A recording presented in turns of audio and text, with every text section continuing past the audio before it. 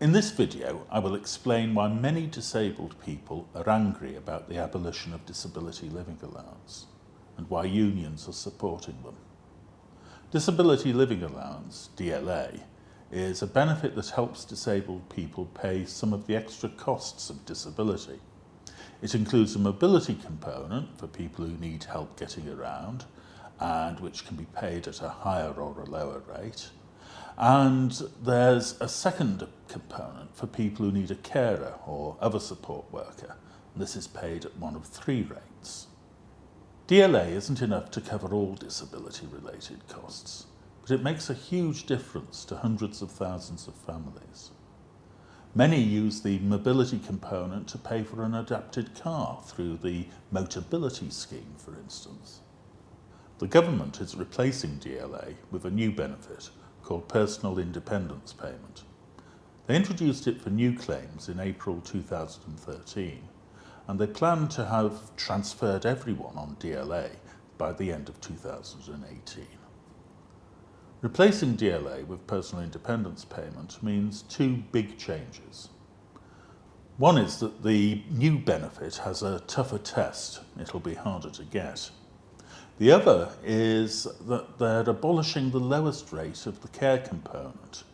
There'll only be two rates. The government has said from the start that their aim is to save £1 billion a year. Now, their defence of this decision is that the people who will lose out have less severe impairments and so don't need their benefits as much. But in fact, you can't work out what a disabled person's extra costs will be from a diagnosis of the severity of their impairment. Governments don't like asking how much the extra costs of disability actually are, but the last Conservative government carried out a highly regarded investigation into this question in the mid-1980s, and they found that even people in the lowest severity categories faced extra costs, about £3 a week. And there were large minorities with much higher costs. There were even 30,000 people with mild impairments paying more than £50 a week.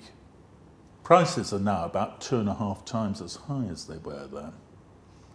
So the personal independence payment will hit many disabled people who have genuine extra costs. The government itself says that nearly 1 million will lose some or all of their benefit. That is unfair. If you agree, join us in campaigning for fairer benefits for disabled people.